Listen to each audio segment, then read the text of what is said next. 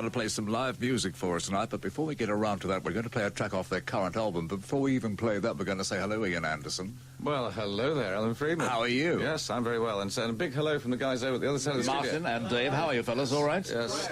We'll get around to you a little later on. Ian, I think first of all we'll go to this brand new album, Rock Island, OK, and have a listen to what I think is one of your most curious compositions ever. Have a listen to this.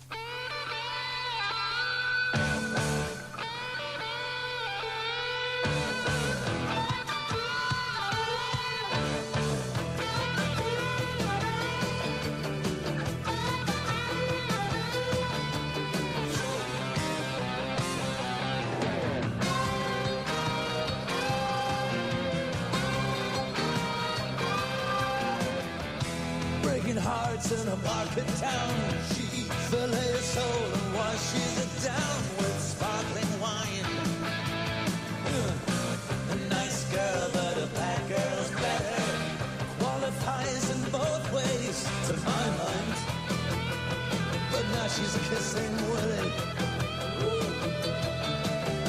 She shows her leg, shows it damn well.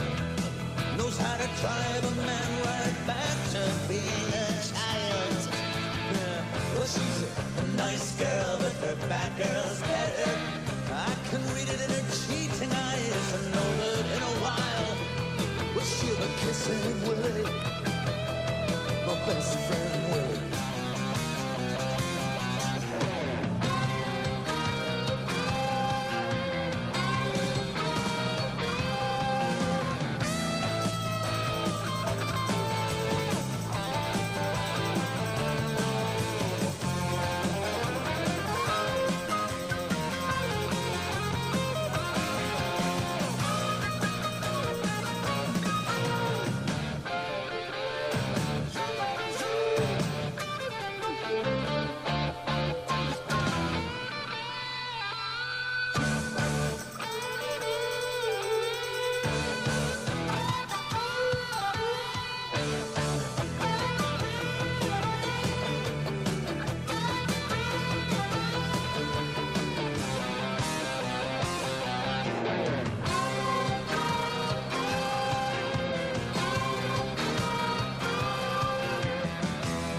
Stands and Willie falls. Willie hangs his head behind gray factory walls. Well, she's a nice girl, but her bad girl's better. Me and Willie just can't help come when she calls. Oh, now she's kissing Willie, my best friend Willie. Kissing Willie, kissing Willie.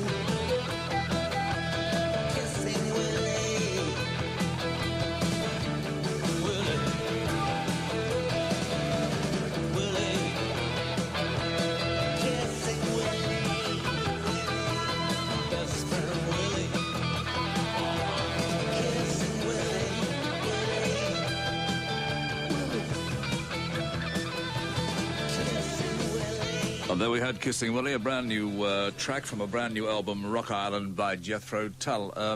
Ian, where do you get the inspiration to write a song like Kissing Willie, for goodness sake? Oh, dear, that's a bit to the point, isn't it, Alan?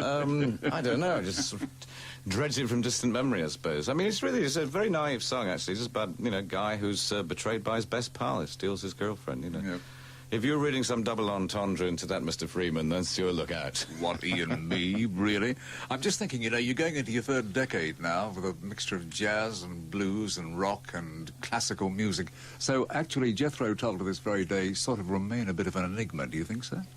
To the public? Yeah, yes, that's right. It's the basic roots are really blues and rock music. I mean, the elements of this and that have crept in over the years, as we will probably amply demonstrate by our acoustic renditions of 3 songs later this evening.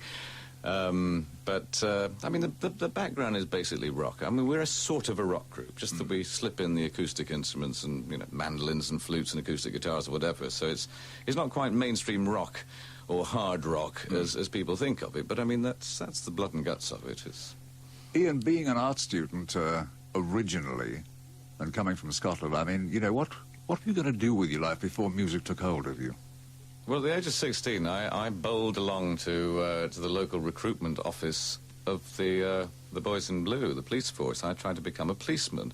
Well, more accurately, I tried to become a police cadet at the age of 16, but I was refused entry to the police force on the grounds that I had too many O-levels. Really? They smelled a rat. What was the fascination to become part of the law? It was a career. I had given very serious consideration to the police force as a career, long term, and it seemed to me one of the... I mean, I thought that I'd probably be quite a good cop, you know.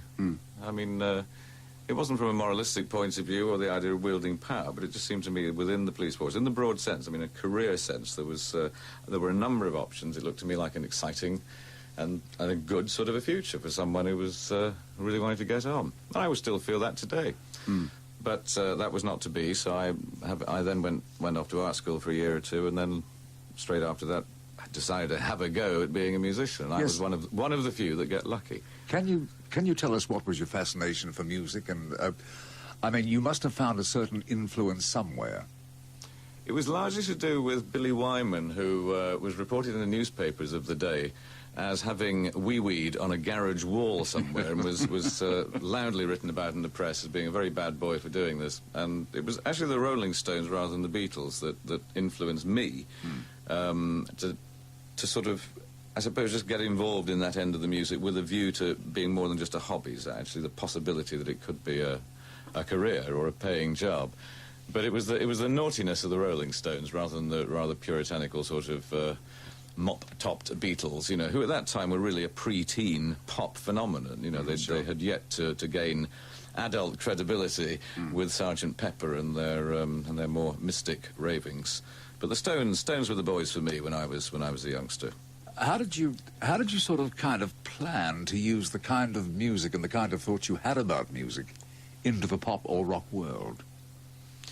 Well, having discovered the Rolling Stones and listened to the kind of music they were playing, it then, I suppose, led me and the other guys who made up that early pre-Jethro Tull sort of school group that we had to look and find out what the origins of the Stones music was. So we found ourselves going back to the original Muddy Waters and Howlin' Wolf and, you know, John Lee Hooker and Sonny Boy Williamson songs that had influenced the Stones. We went back and rediscovered that original material and then went off in our own direction to try and utilize that first-generation blues in a kind of, you know, latter-day incarnation, which was post-Rolling Stones, but still stemmed from those days when the Marquee Club was its, you know, was a very, very, very influential starting ground for all the British groups at the time. So, you know, we found our niche there as a kind of third-generation blues band, doing our own rather slightly eclectic version of the blues, bringing in other little notions as well into the blues. Did you find that your classical education,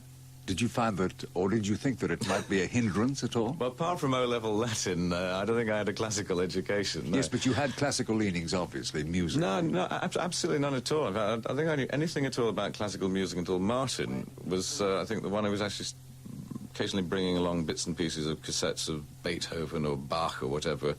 And it was only purely coincidentally that I ended up doing a piece, which we're actually going to play later on, called Barree, which was originally a Bach violin piece.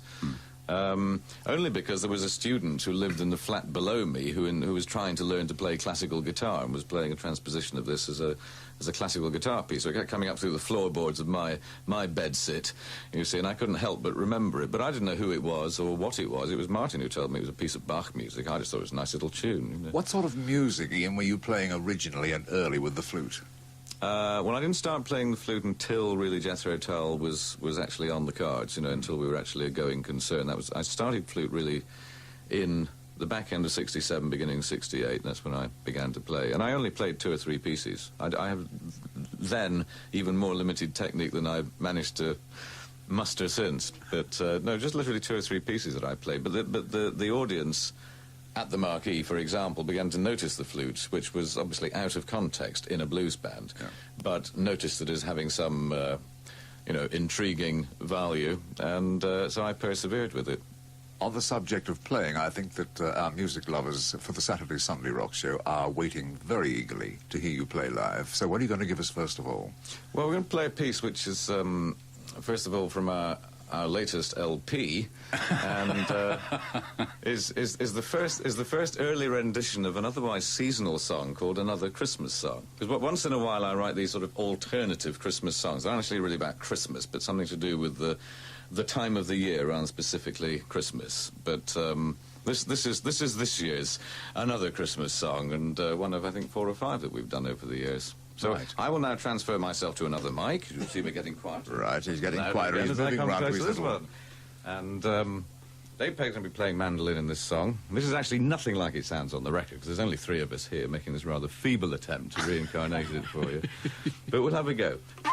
Here we go. That was the flute, by the way. Not part of the song. This is.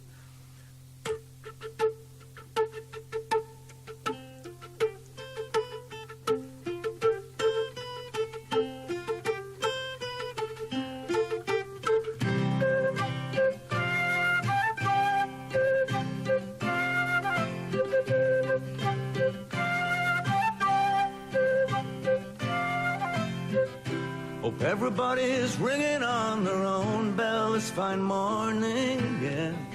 Hope everyone's connected to that long-distance phone. Old man is a mountain, old man is an island. Old man is awaking, says I'm gonna call all my children home.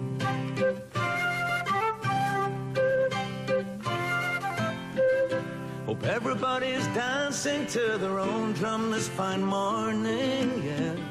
The beat of distant Africa or a Polish factory town. Old man, he's calling for his supper. He's calling for his whiskey. Calling for his sons and daughters, yeah. Calling all his children around.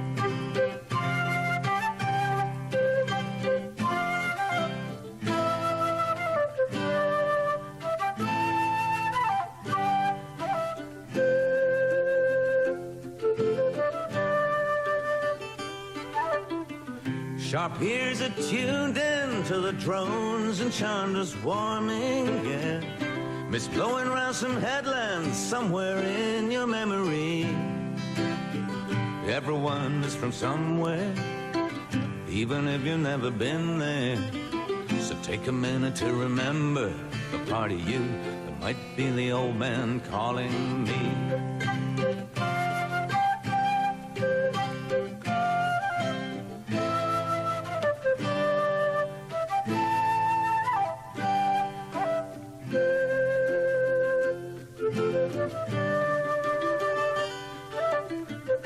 How many wars you fighting out there this fine winter's morning, yeah.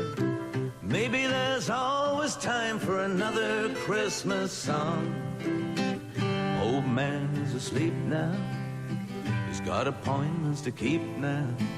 Dreaming of his sons and his daughters, yeah. And proving that the blood is strong.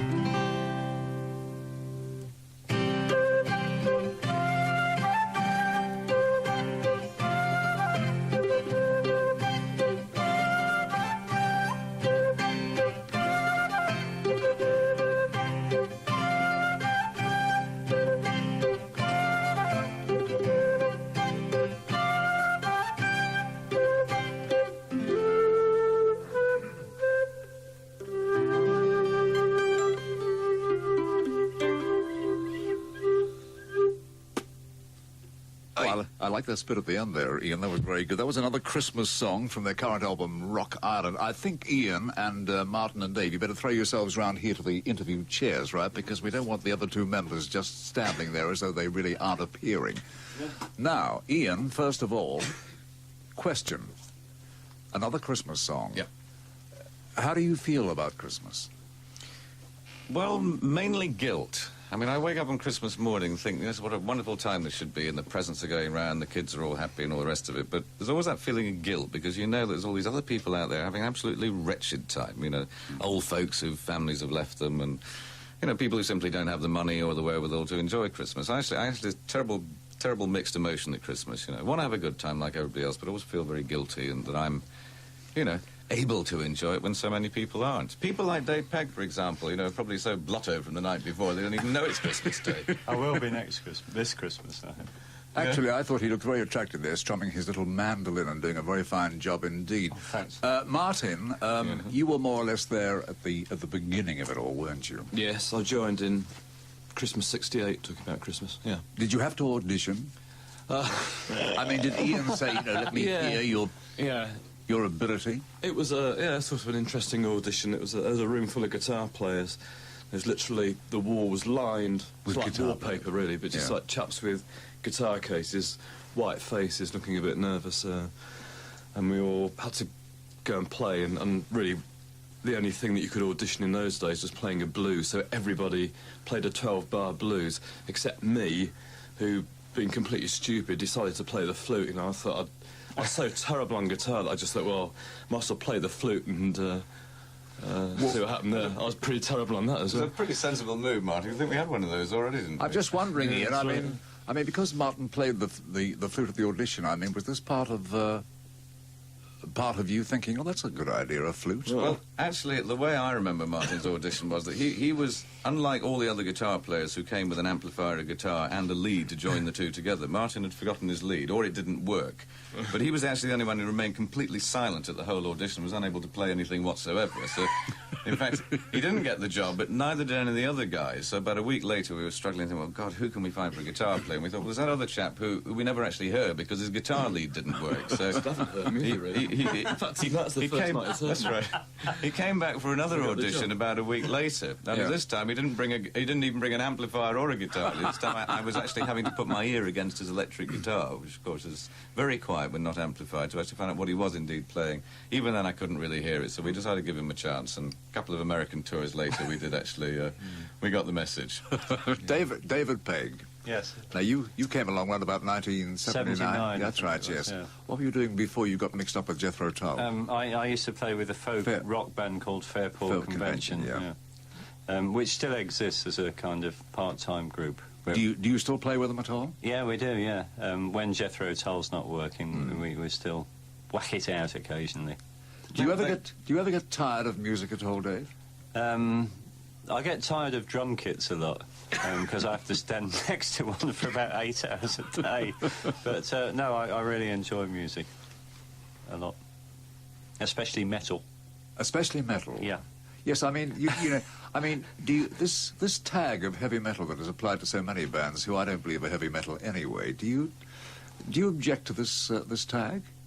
Well, that's sort of rock and roll. It was rock and roll 20 years ago. It's rock and roll now. And it's all just a general adjective, really, for getting out there and giving it a bit of stick. The amusing thing is that you possibly heard that Jethro Tull won this Grammy award in America. That's right, you know, yes. The musical equivalent of the Oscar. You were given a metal tag, weren't you? Well, that's right. I mean, people think that we won it as a heavy metal band. In fact, the category, which was a new category this year, was in fact hard rock stroke metal, i.e. hard rock or metal. And we obviously won it as a hard rock band rather than a metal band, but...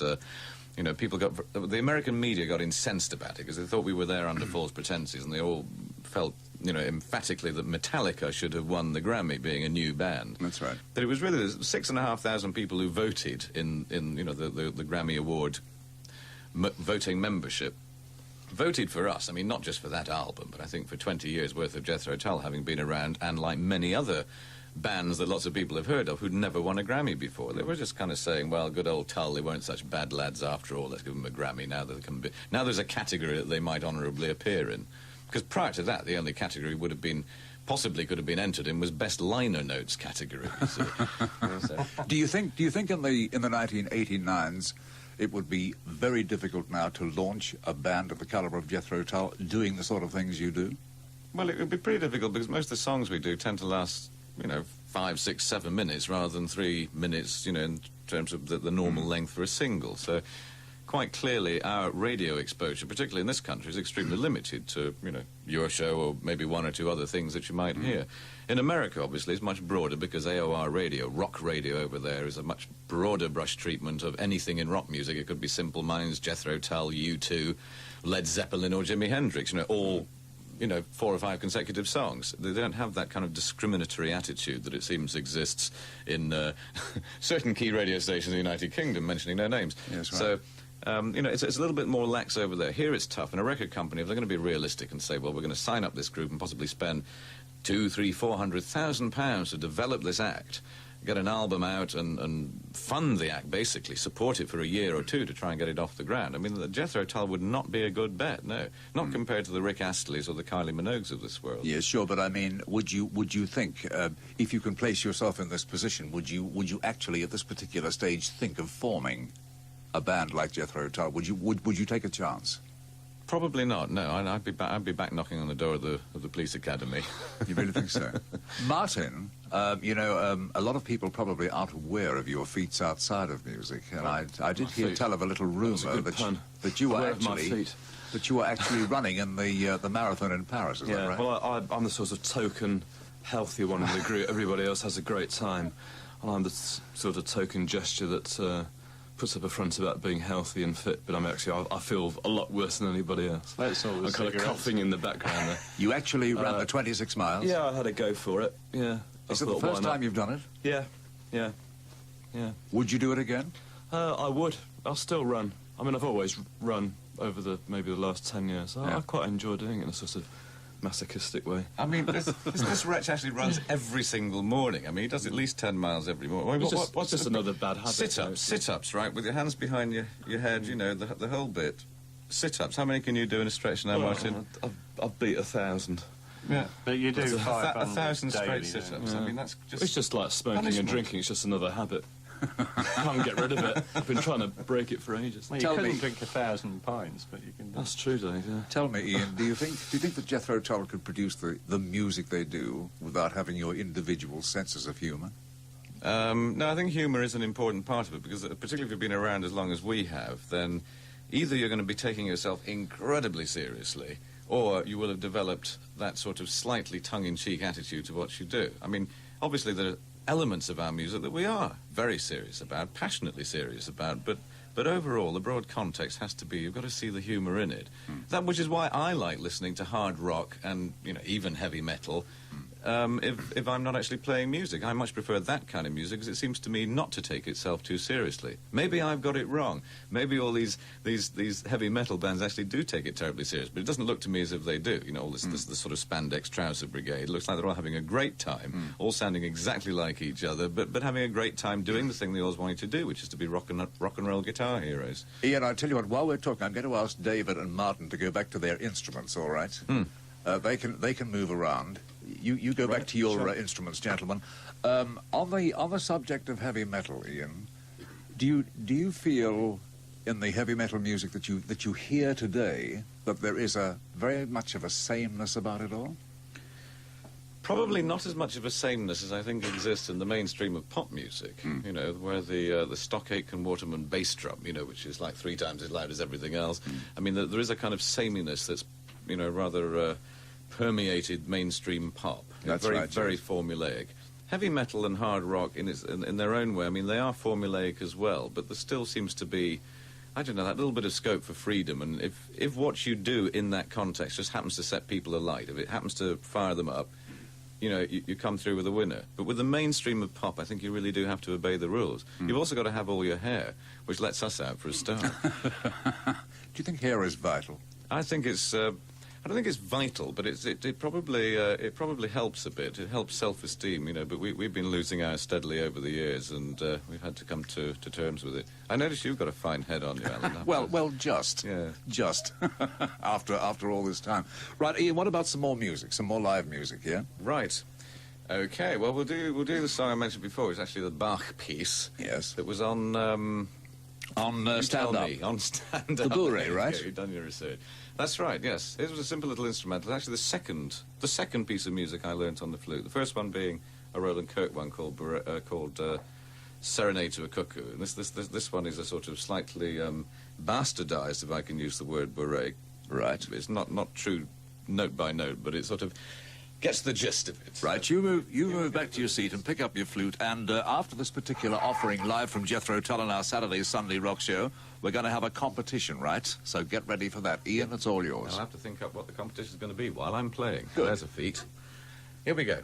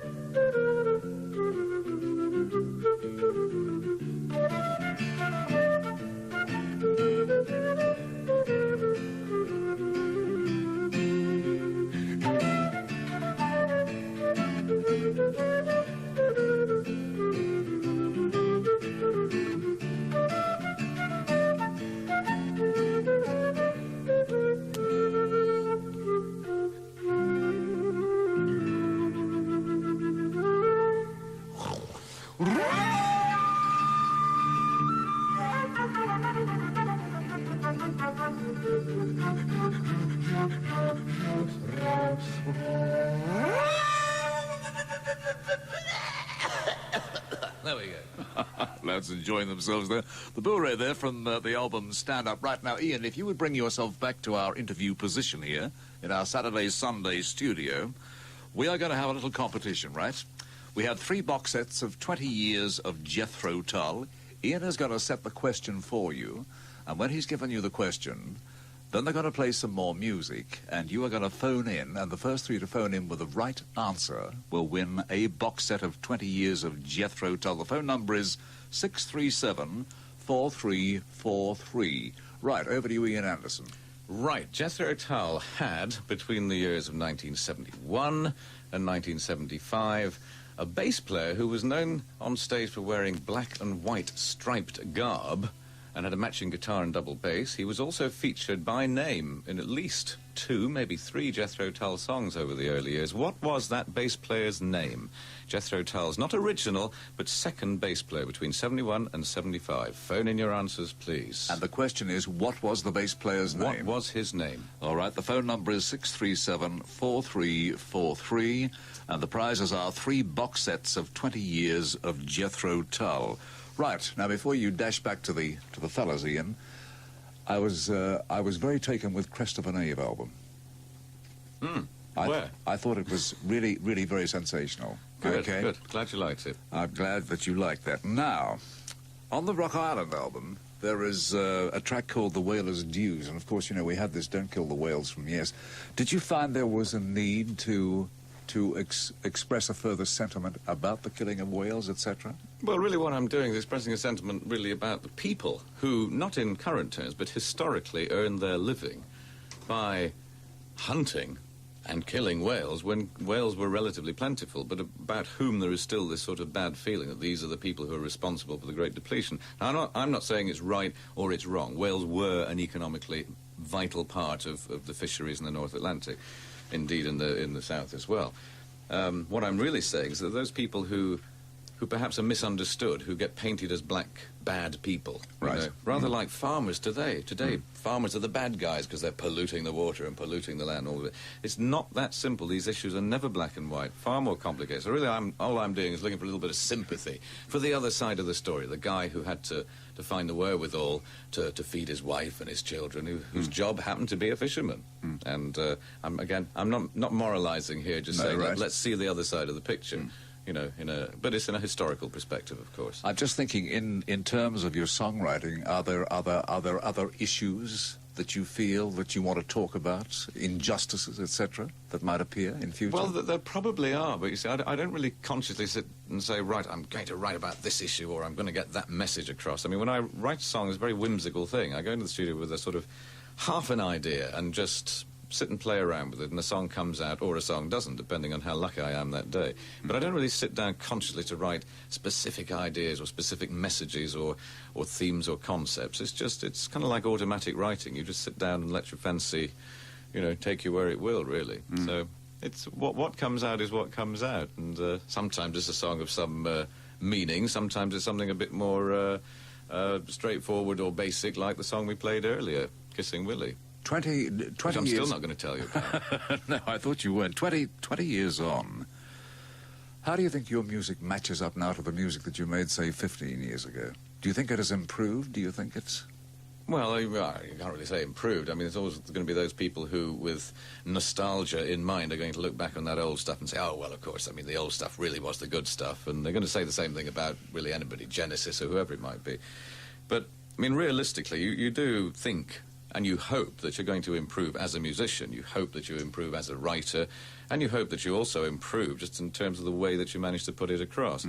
So perhaps you lose some of the naivety and spontaneity that you had early on, but that's matched with a kind of, maybe a sophistication or a kind of growing up approach to your music. And I think if you can manage to try and just hang on to some of the basic elements that you began with, then you won't go too far wrong, so long as you keep sort of exploring, keep pushing it forward. But to simply stick with the thing that you once did and to try and recreate that totally mercilessly wrong, day after day, year after year, would be a mistake. You've got to progress and move forward, even if it might be a blind alley, even if it might be a cul-de-sac from which you retreat, tail between legs, a year later. You've got to have a go. You've got to keep trying to move on and explore these different avenues of possibilities. That's right, and if you don't have change, you don't have progress, obviously.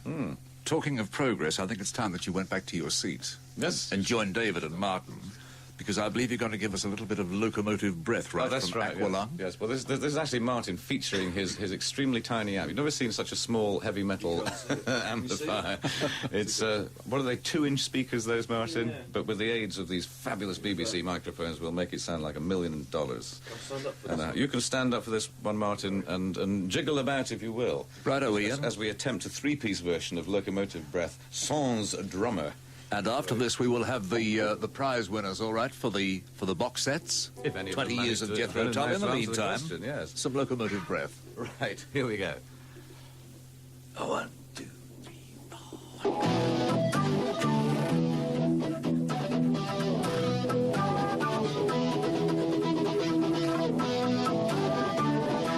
The shuffling madness of the locomotive breath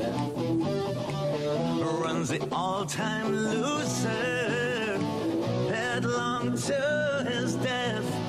When it feels the piston scraping, steel breaking on his brow. Oh, Charlie, he stole the handle, and the train it won't stop going nowhere to slow down. Yeah. Oh.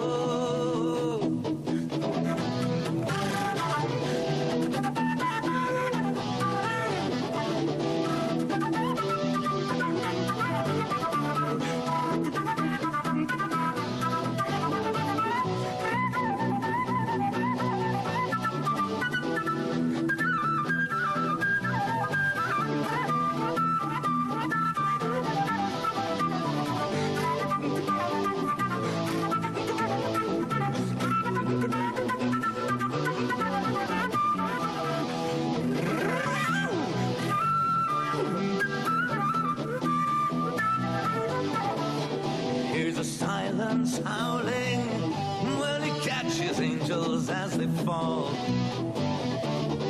And the all-time winner has got him by the balls. Well, he picks up Gideon's Bible. Yes, it's open at page 1. I think that God, he stole the handle, and the train it won't stop going, no, it too slow down. Yeah. Oh.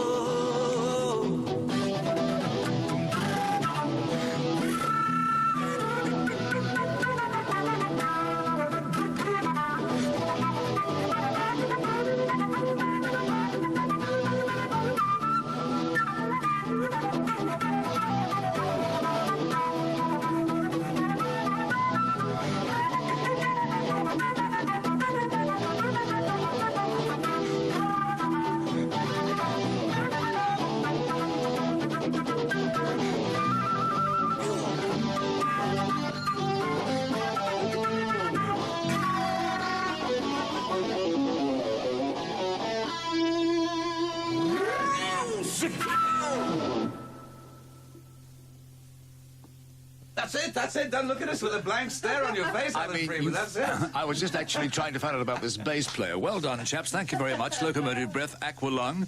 And that was Jethro Tull live. Now, Ian and David and Martin, round here to the interview bit, OK? Now, first of all, Ian, you must tell us, who was the bass player you were talking about? It was Jeffrey Hammond. That's the one, Jeffrey Hammond. We do have 3 prize winners of a box set of 20 years of Jethro Tull. And first of all, Jason Newson from London. Well done, Jason. Then Japhett Mortimer from Watford. And thirdly, I think that's Steve Collins or Coleys or something like that. That's right, it's Steve Cools from London. So congratulations, prize winners. And we'll bung those box sets off to you as soon as possible, all right? Well done.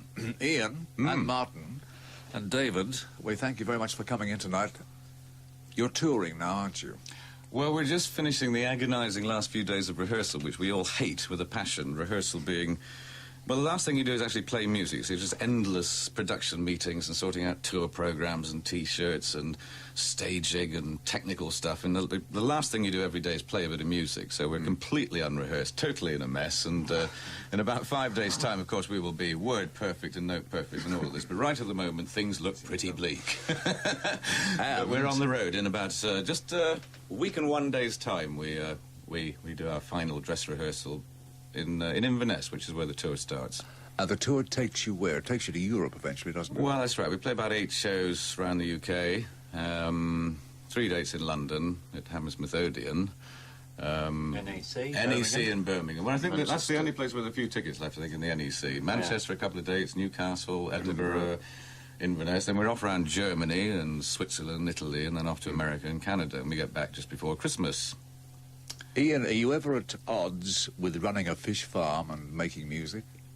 Well, when both telephones are going at the same time, yes. But other than that, I mean, I've been doing that stuff for actually half of my professional life with Jethro Tull. I mean, for over 10 years I've been involved in fish farming and fish processing, so it's not a new thing. And I've had plenty of practice now at having the two things work side by side. So, not really, no. I mean, there's plenty of sort of managers and people running the fisheries side of things for me. They don't need me day to day. I just sort of interfere about once a week.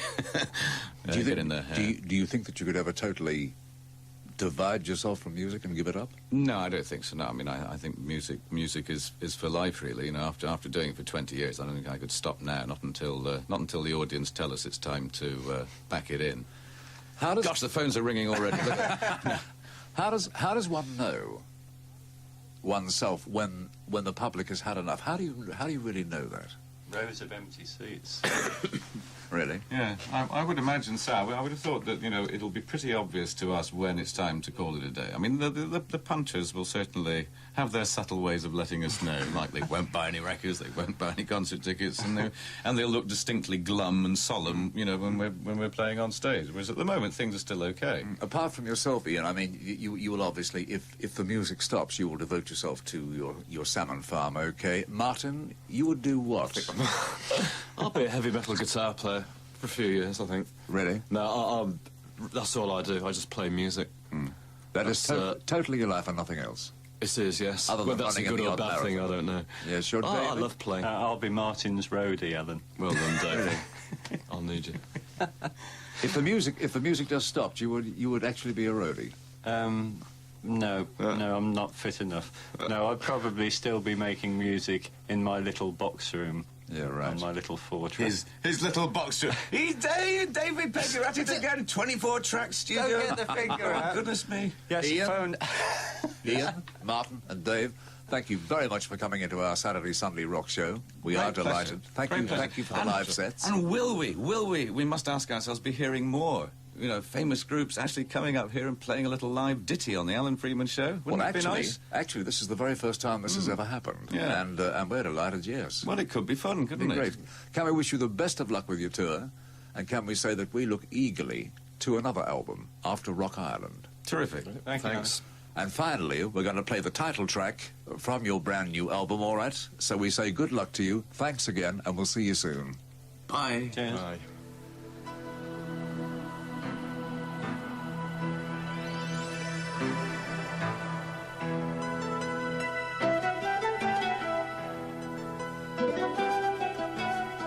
Savage night on a misty island, lights wing out in the canyon walls.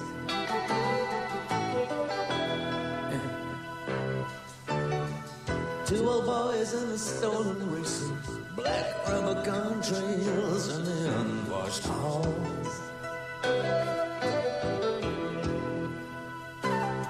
And all roads out of here seem to lead right back to the Rock Island. Rock Island. I've gone from here to Paris, London, even riding on a jumbo to Bombay.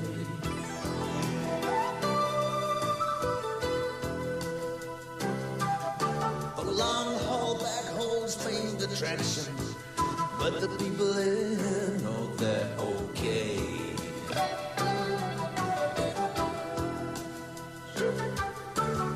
See the girl following the red balloon, rocking all alone on the Rock Island. Rock Island.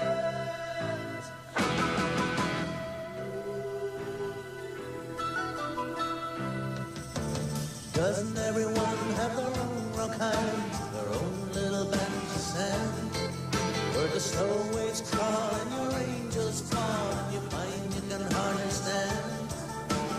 Just as you're drowning with the tide goes down, you're back on your Rock Island, Rock Island.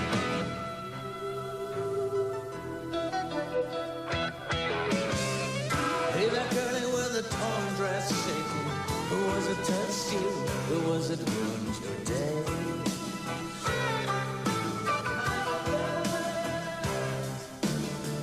Whose footprint calling cards? What they want stepping on your beach anyway?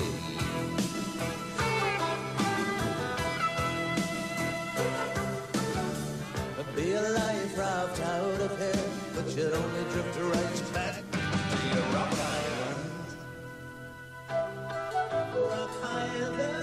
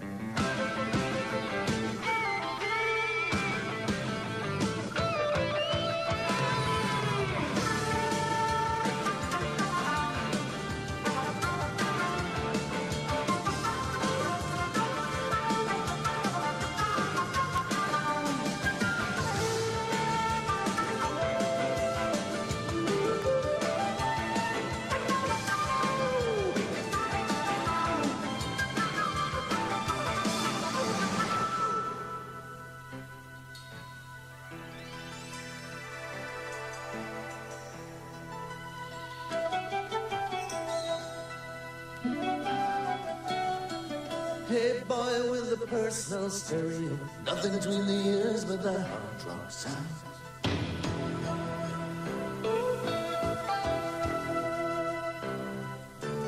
Playing to your empty room, empty guitar tunes, though you swinging for that some years to come around.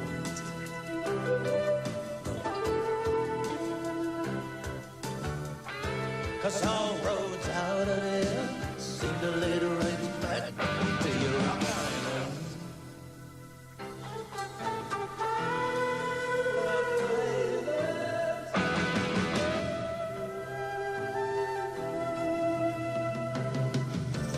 Doesn't everyone have their own rock island, their own little bank of sand, where the slow waves crawl and your angels fall and you find you can hardly stand?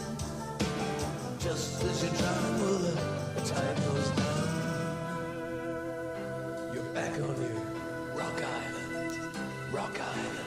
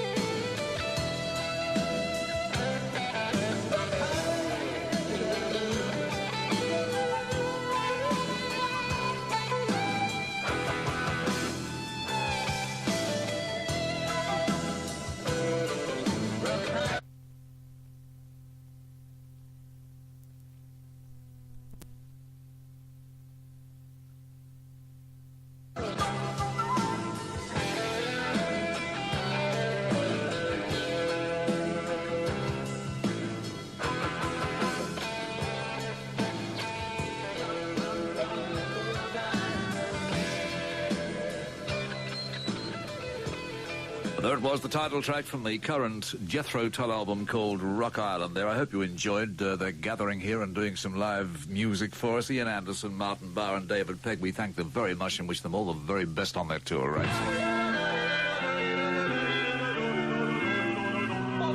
And off to Scotland.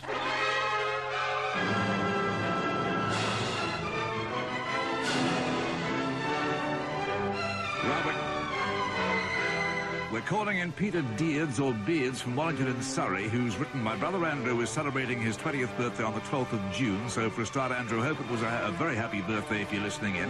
And what he'd really like to hear is if you can play a session on the Friday rock show of Marillion. It was done some time ago, OK? Hang around, Peter, and also brother Andrew. And also Nick Middleton wrote me a very long letter from Warwick University in Coventry, and at the very finish of it, he had an afterthought. It's not that old. What about digging up the sessions that Marillion did for Tommy Vance in the early 80s? And we thought, Mick, what a good idea.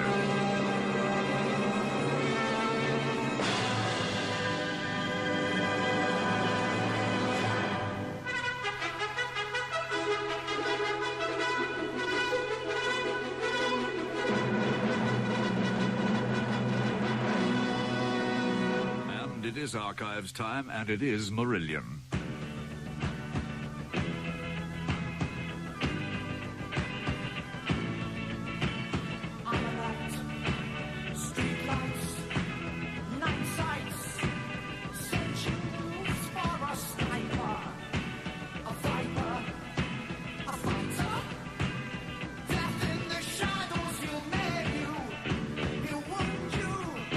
Kill you for long, for counter, care.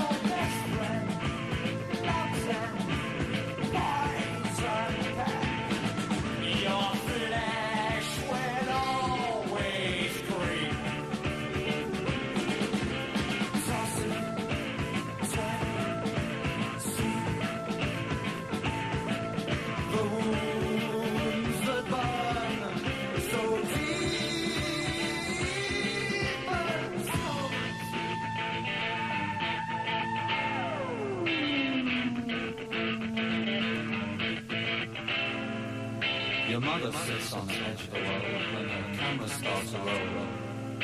Panoramic viewpoints resurrect the killing foe. Father dreams another beer, he's one of the few that cares. Crawling behind a Saracen towel from the safety of his living room chair. Forgotten sons. Forgotten silence. Forgotten sons.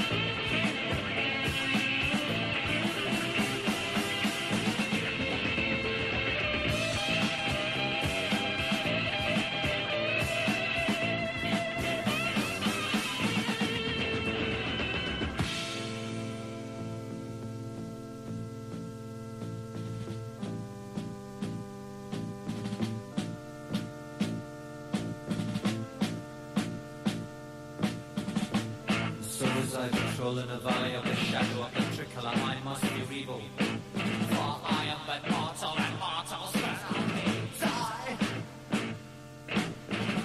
Asking questions, pleading answers, from the nameless, faceless watchers that parade the carpeted corridors of one and all.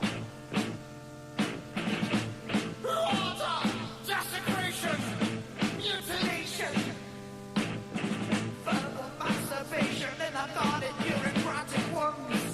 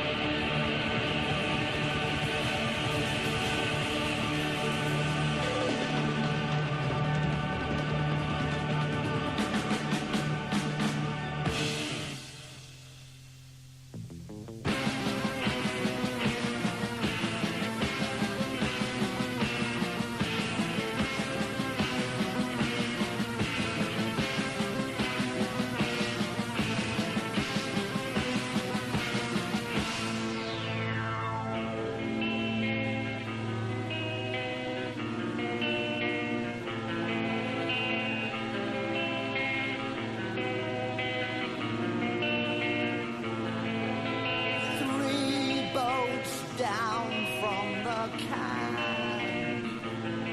Vacant deck chairs on a floodlit beach. 3 boats down from the can. Rollers coast, invade the deepest sleep. 3 boats down from the candy. Carnal dancers let the senses reach.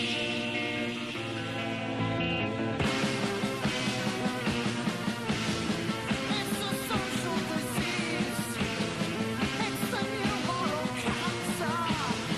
Don't think crying will give you the answer.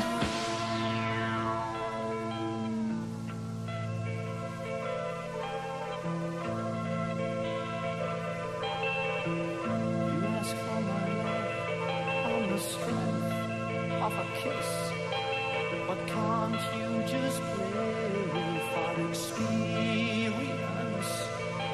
I'm a poet, I'm a minstrel, I don't need your chains. Romance lies in ruins, let debauchery reign.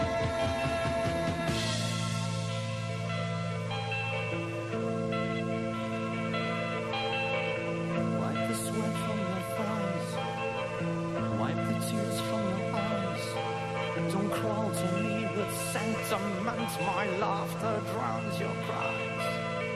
You're a puppet trapped on Polaroid, a memory caught on celluloid.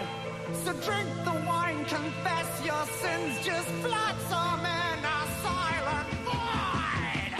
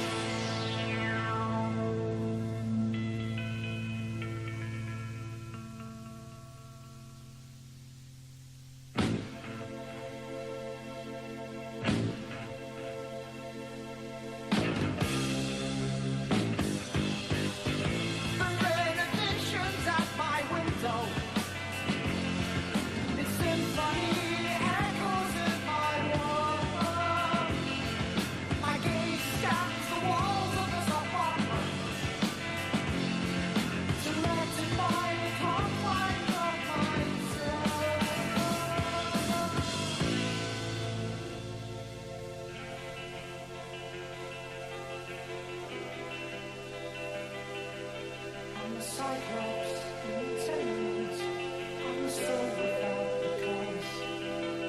Crying makes my rubber plants and ignoring their windows. Clippings from ancient newspapers lie scattered across the floor. Stained by the wine from the shattered glass, those meaningless words that are yellowed by time.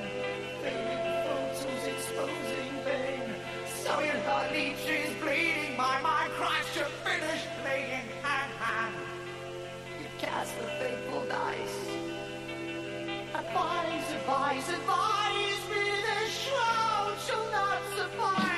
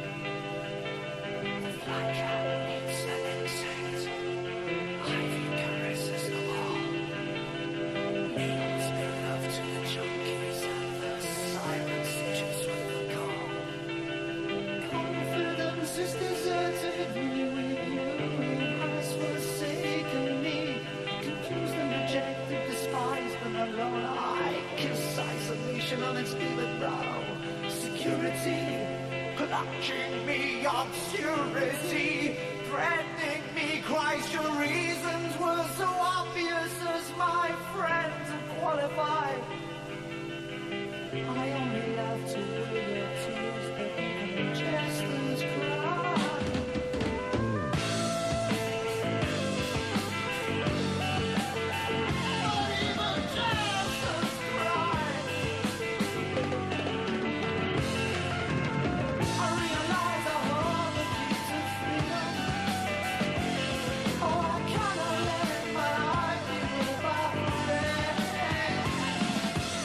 The time's gone, the time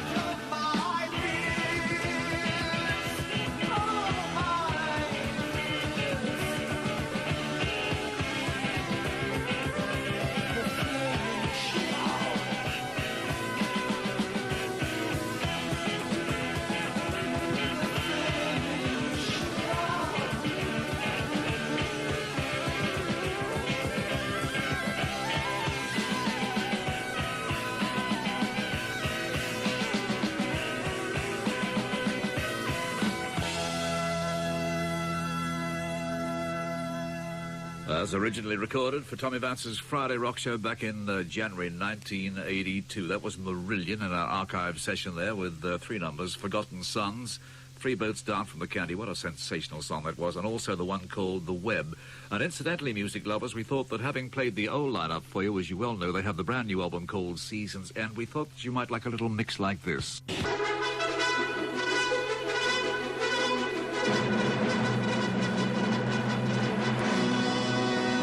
It is time for the archives in the Saturday Sunday Rock Show on Formidable 1 FM. I guess you could say we're going to meddle with Pink Floyd.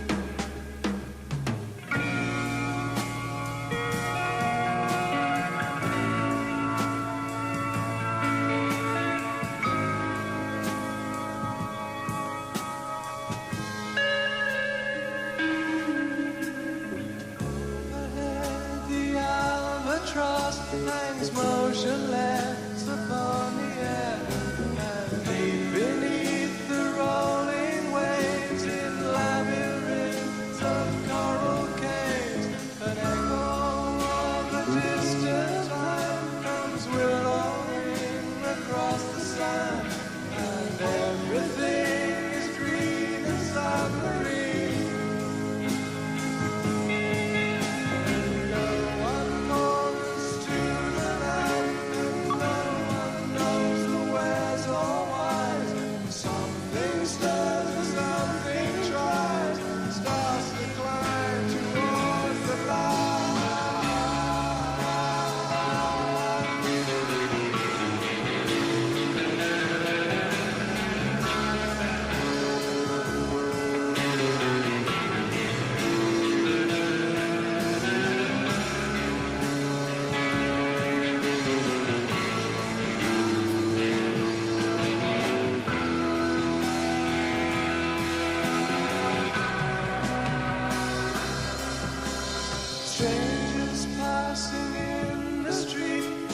actions, two separate glances meet, and I am you, and what I see is